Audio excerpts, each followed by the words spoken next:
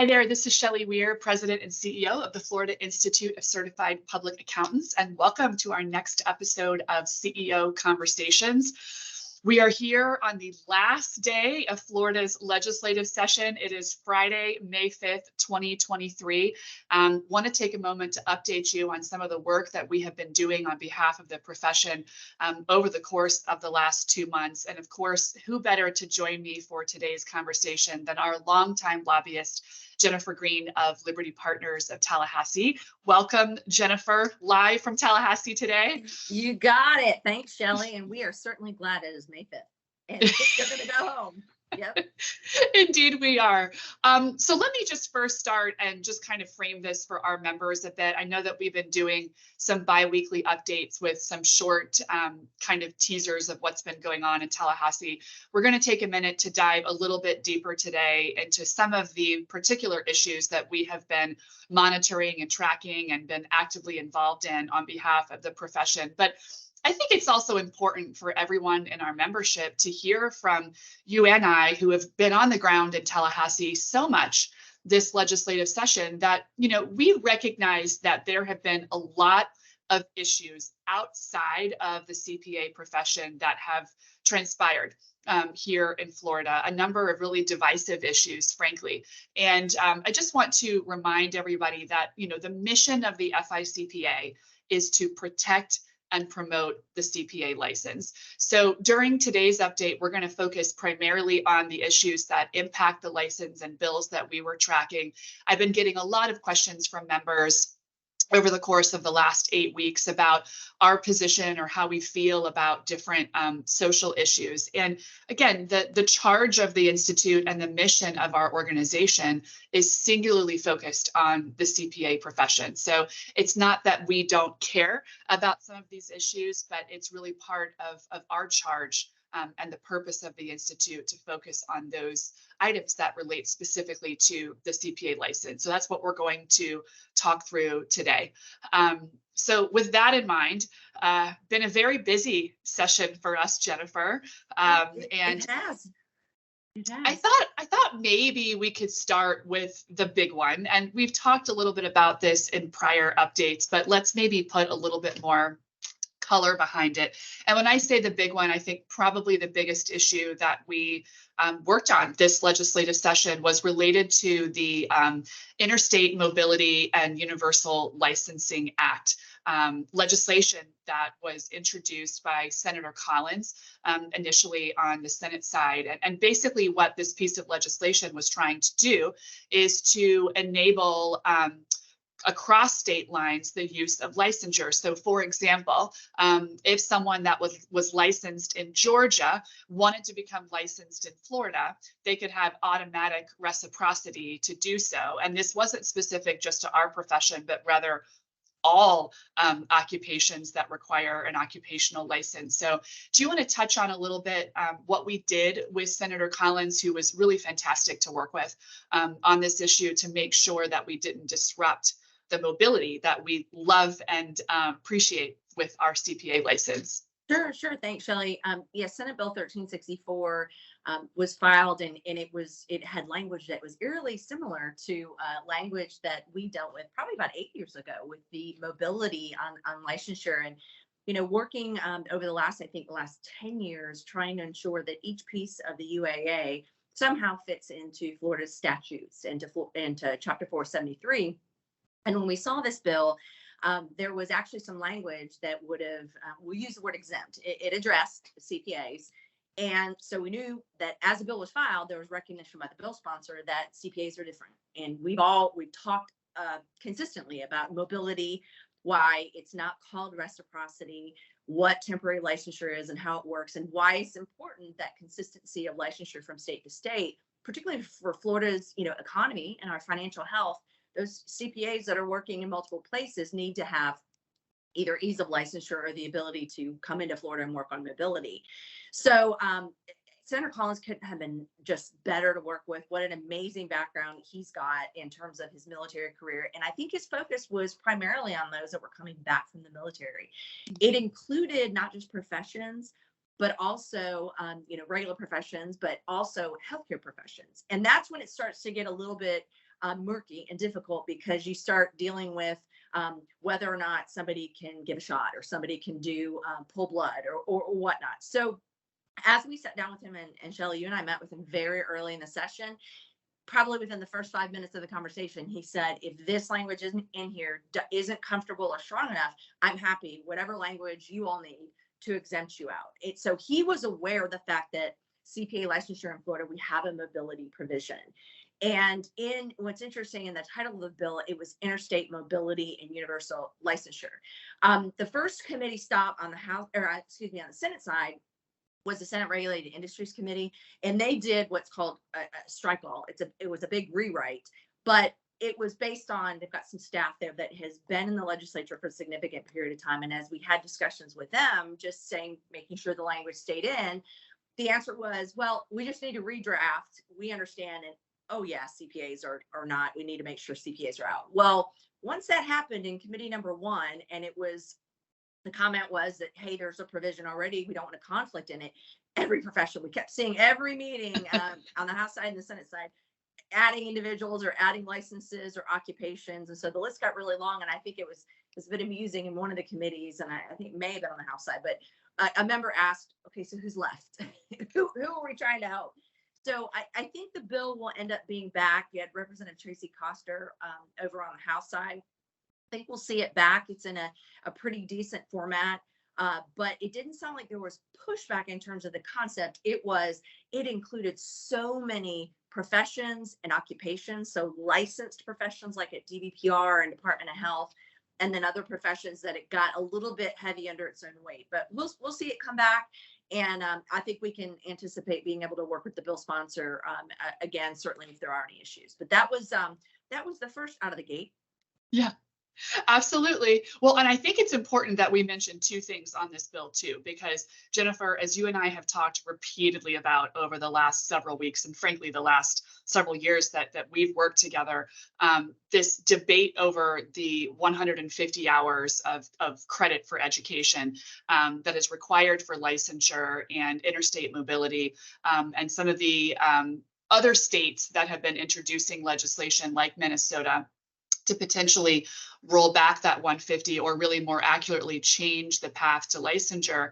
This is really important for our members to understand, because if we had not been exempted from this bill, and should another state lower either their education requirement, their work experience requirement, whatever that might have looked like for CPA licensure, and we had not been given this exemption, we would have had to uphold the approval of that person's license if they had been in good standing with another state. And so again, the senator recognized and in fact labeled the mobility provisions that we have with the CPA profession as the gold standard that every profession should be striving to work towards. So we were really pleased that he not only recognized but understood how this bill could have been harmful to us to unwind what we have worked so hard to build within the profession with interstate mobility.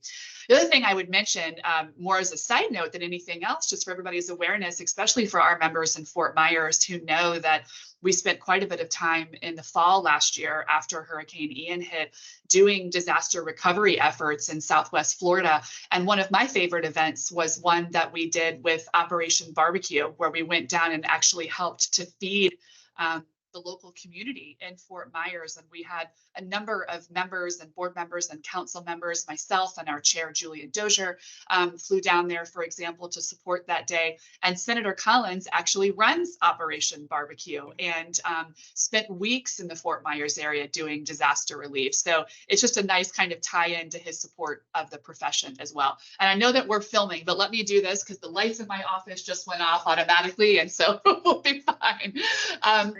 Okay, so let's move on. Another big issue that I've talked to the members a little bit about in prior updates, but again, really, really important to us, was coming out of CFO Patronus's office, the Department of Financial Services, specifically related to some pieces of legislation for the insurance industry. But there were some concerning language in there that directly affected CPAs that do insurance audits. Let's touch on this a little bit. What was going on with that bill, and what did we do to alleviate what we were concerned about? It was that bill, House Bill 487, that ended up being a bill that got a bit complicated again because the topic was insurance. It wasn't related to the profession or the occupation. But anytime there's a bill proposed out there that has certified public accountant or audit, which comes up lots of times during sessions, we just make sure that it's written correctly and the CPA can do the work. And so the original version of this bill was very concerning. And I think, Shelly, you and I both about fell out of our chair. It was some requirement for continuing education actually went into 473, and it was continuing education related to insurance company audits or something similar within the insurance industry. And while it makes sense certainly to have CPAs prepared for the engagements they do, there are already provisions within Chapter 473 that requires that. You as a CPA cannot enter into an engagement that you're not fully prepared for. So you should know in the 80 hours that you're taking outside of what's required with your ethics and A&A, you should know what courses you should be taking to prepare you for the type of work. So we ended up in a conversation, and Shelly, you were here in Tallahassee. We had your board chair, Julian Dozer, in town as well at the highest levels in the CFO's office, including the initial meeting with CFO Petronas. The concern was, well, there's insurance companies that are going insolvent. And as the insolvency process is happening, the Office of Insurance Regulation is seeing things that they're concerned about that could have caused problems for the company. So, for example, one thing that was thrown out there was X insurance company that went insolvent. They owned a piece of property or had a farm somewhere. And I think you and I looked kind of puzzled saying, what does that have to do with the CPA? Because that's not what an audit, I mean, if there's going to be a prohibition against what an asset an insurance company can own, put it in the statute. So we went back and forth. Ultimately, the language was completely removed from the bill. And that's a testament to the CFO listening to, and particularly Shelly, who's known for a long time as well in another world, saying this is not the best approach. But the suggestion that we had was, look, if FICPA can help, or if the CFO's office can, Department of Financial Services can come up with content, what is it that statutory accounting principles that you want to make sure a CPA understands? What can we do in terms of CPE that FICPA could offer in conjunction with the CFO's office? So that's a conversation we're going to continue as soon as we finish today with Sine Die. Looking at opportunities, and I think Shelly, you probably have an opportunity for the CFO and or his staff to speak for a lot on these issues. But it was one of those, again, as you start to talk about the profession and what CPAs do, the word audit ends up getting used in a lot of different ways where it shouldn't be. And then secondly, just the amount of strings that are on and the regulation that's on the profession. And we sent emails back and forth explaining all through Chapter 473 and the rules and how CPAs are regulated and why there doesn't need to be additional regulation added in terms of the types of CPE, because again, those safeguards are already there and they've been in Chapter 473 for most of the time I've represented y'all. But that was one of those that could have been a tough one, and we had concerns immediately when there's concerns raised, particularly by a cabinet member, one of 4 cabinet members, concerns raised about the the issue of individuals, whether or not they're doing work well or not. You've got to immediately respond and say, tell us what the problem is. Is it an incident over here? Is it a general thought process? What is it? So that makes Absolutely. And, another part of that bill that was concerning, in addition to the CPE, was this requirement for mandatory firm audit rotation, which for our members to understand, that is something that is in our standard state legislative policies every year that we oppose. We have a lot of research that backs up why that is not a smart idea. Certainly on the surface, it seems like that would be a solve. And in this case, that's really what was happening, is the CFO's office thought that might help with some of the goals that they had in mind. But when we really presented the research on why the firm audit rotation was not in the best interest of the public's trust, or frankly, for the quality of the work from an audit perspective. And I know it was also very helpful to us, as you know, to have one of our own CPAs in the legislature, Representative Mike Caruso, who is an auditor, be able to join us and speak to the CFO's office about why the mandatory firm audit rotation is not going to accomplish the goals that they had in mind. So another piece of that we were able to remove from the bill, and with thanks to CFO Petronas for working with us and addressing the concerns that we had there.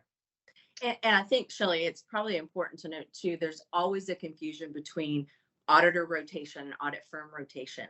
And so we had to actually go back, and I think I dug into some presentations about Sarbanes-Oxley from 2001 saying, what is the difference of a audit partner rotation, which is appropriate, but audit firm rotation doesn't result in better audits. And we were able to actually use, the concern was insurance companies, we've got problems in Florida, premiums are going up. And the concern that we were able to come back with that concern saying, if the PCAOB, Public Company Accounting Oversight Board, doesn't impose mandatory audit firm rotation for public companies where you have passive investors, and we don't think it needs to be done here. So we were able to dig up a lot of former positions and longtime positions of the FICPA and the profession, and to really walk through it and say, wow, there's more to this situation than we think meets the eye on this issue. Absolutely. And I know that we track and get involved in, frankly, hundreds of bills throughout legislative session, if our members can believe that. But every time the word audit or tax or CPA or anything of that nature is introduced, and it does get introduced a lot, to Jennifer's earlier point, we are involved. I want to touch on one more bill that we were actively involved in on defense, and then we can switch over to some of the work that we did on offense on behalf of the profession this year. And this last one on defense was the continuing care contracts that was introduced by Senator Yarborough. Can you touch on kind of what this was trying to do and what our concerns were, and ultimately where it's landed? Yes. Well, the good news, let's start with the end. It landed in a place that FICPA was comfortable with, and with language that we had actually recommended. And what's interesting is many times there are other parties in industries that aren't related. Again, this is in the assisted living world, in the long-term care community. And you wonder, well, what does it have to do with CPAs? Well, when you start looking at either relicensure, expansion of licensure, or growing a facility, something like that, it usually requires financial statements or some sort of financial wherewithal and solvency. And so there actually was a provision that's currently in statute that probably wasn't written the best, because it talked about how it was a couple different engagements, but it talked about this financial reporting and what needed to be included. But then later in the statute, it ended up referring to a consultant. And as we went back through each piece, when you started it at the beginning of the statute, the type of engagement that was being required could have only been completed by a CPA, because it was an attestation. So we were able to get that fixed. The language that first came out was not written appropriately, and of course, it's quite interesting when representing the CPA profession, and you have the CEO and you have their outside lobbyists who know this backwards and forwards, say, well, our CPA professionals say X, and we say, who are your CPA professionals? Because here's what we can lay out to you. So, there's always a reason for something, and obviously there's probably a firm or a group of firms that do a type of work, and the approach they wanted to take might have been easy for them in their practice, but overall with the profession, it caused a major conflict, because just because you don't do work in that area,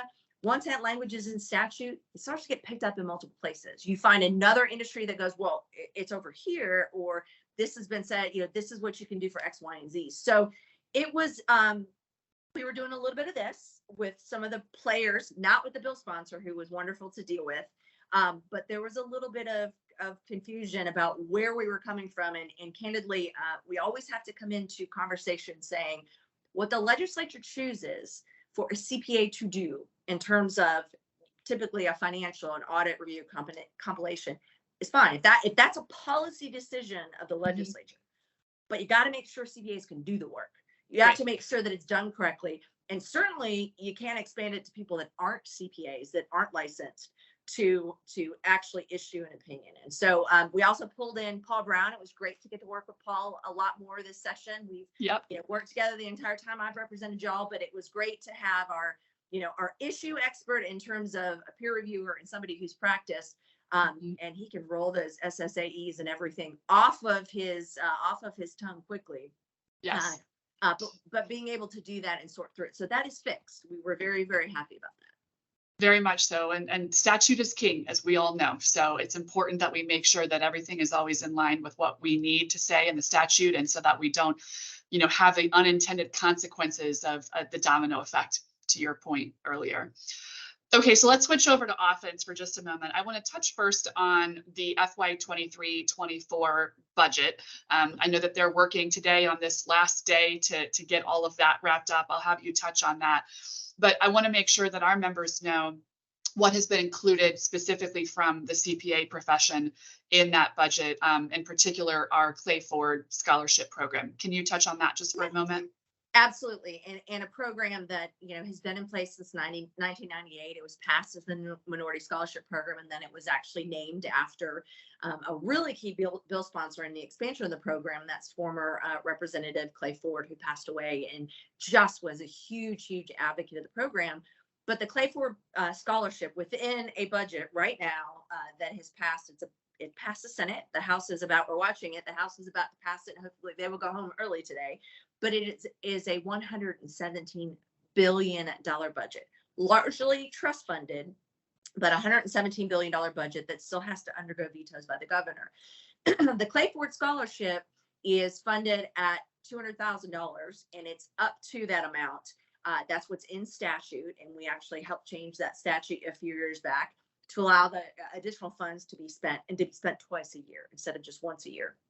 We had a little bit of a heart attack at one point because we didn't see it somewhere in the bill, and we didn't see it in the budget bill, but it is now in what's called the base budget, which is a good thing. Yes. Excuse me. So that's funded. Unlicensed activity, which has proviso language that's specific to CPAs, is included as well. Those are two items that are funded by CPA license fees, and that's incredibly important to y'all. Very much so. And that's a good segue over to the tax package as well. So outside of just kind of our members understanding what's in the tax package, the one thing that I wanted to point out is that, in Tallahassee, sometimes things take a while and sometimes they happen fast. It just depends on the culture of the moment and what's happening legislatively, of course. But one of the things that Jennifer and I worked really hard on this legislative session was to start to lay the groundwork for some mandatory extensions in the times of emergency and disasters, such as what we went through this past year with Hurricanes Ian and Nicole. So, Jennifer, will you touch a little bit on what's kind of in this current tax package and the work that we did with Ways and Means to lay the groundwork for 2024 session, which will only be, let's see, about 7 months away from now before we're back doing this again in Tallahassee because of the odd even year transition when things start in January. It is the short summer, which yes, we're thankful for, but in this case, yes. So the bill that was passed, House Bill 7063, is the large tax package. It includes a lot of things that we would all guess, and that is sales tax holidays. So you've got back-to-back back to school holidays. You've got disaster preparedness. There's some Freedom Week holidays, and there's some interesting things on recreation in the summer that's focusing on, bringing folks to Florida, skilled workers. So there's tools. So just be watching for those. I mean, saving on sales tax is a good thing. There are some permanent sales taxes exemptions that they put in. There's hygiene products, baby and toddler products, I should say, renewable gas, energy, firearm safety devices, some interesting pieces that are included, but the package itself is about $2.7 billion in cuts or in relief. Again, some of those being permanent out of a $117 billion budget. There's workforce housing pieces. There's, again, very broad base, and it actually had some property tax exemptions in there included that I think will be helpful. Sales taxes for building materials, whatnot. But the issue that we worked on that we're hoping, and we think whether it's a standalone bill or is included in next year's tax package, is related to automatic extensions. And for corporate sales tax and for sales tax, you dealt with, Shelly, you had a ton of work as it related to Hurricane Ian and of course, Hurricane Michael. And that was dealing with not just your members, but also their clients and being able to, can they file certain returns? So we actually started a discussion. It started well before we got even near session, but it was a discussion with the Department of Revenue saying, let's walk through this. If these extensions are typically granted, regardless if they're granted, why not have a narrow window in the case of an emergency, whether it's the governor calling a state of emergency or a time frame? Because again, we've had tornadoes, we've had fires, we've had hurricanes, knock on wood that we don't see more.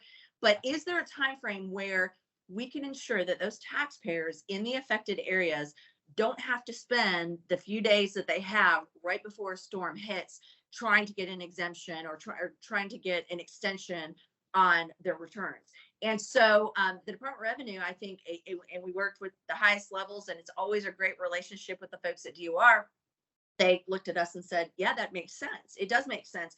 If these are going to already be extended or likely extended, here's what we'll do: automatic extensions. If somebody wants to pay and they go ahead and do the return, that's fine.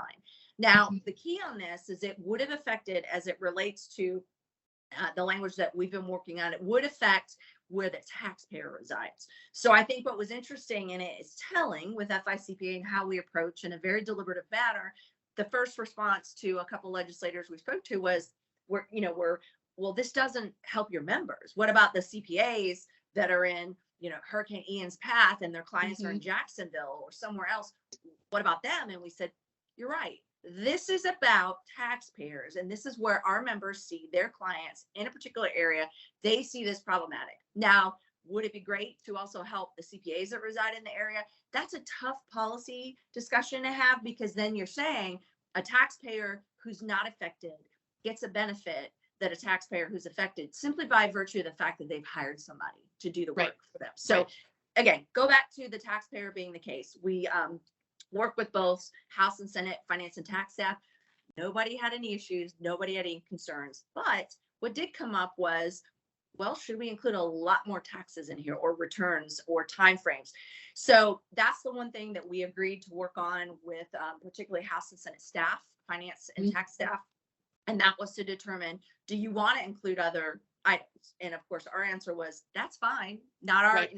Not our fight. Not our fight.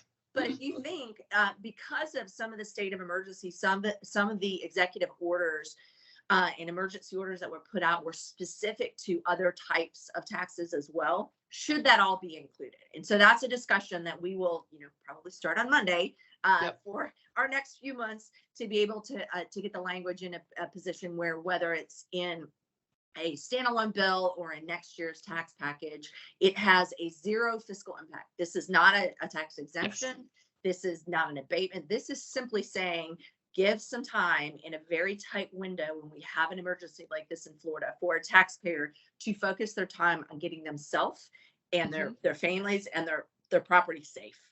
You got it. You got it. Well, and I think it's important to note too that we really started laying the groundwork for this in January when we did our Hike the Hill event. And, we had about 75 members that came up to Tallahassee to help us lobby and go and meet with their legislators and really have constituents that are CPAs in district meet with their legislators in Tallahassee. And the power of that and the work that it does in terms of helping us to get a strong footing heading into legislative session. And that was one of the two issues that we lobbied for on that day during our Hike the Hill visit. So with thanks to our members for helping us to start to lay that groundwork, because people were already familiar with what our ask was once legislative session started in March. And speaking of disasters, I would be remiss if I didn't also mention some of the work that's happening federally right now.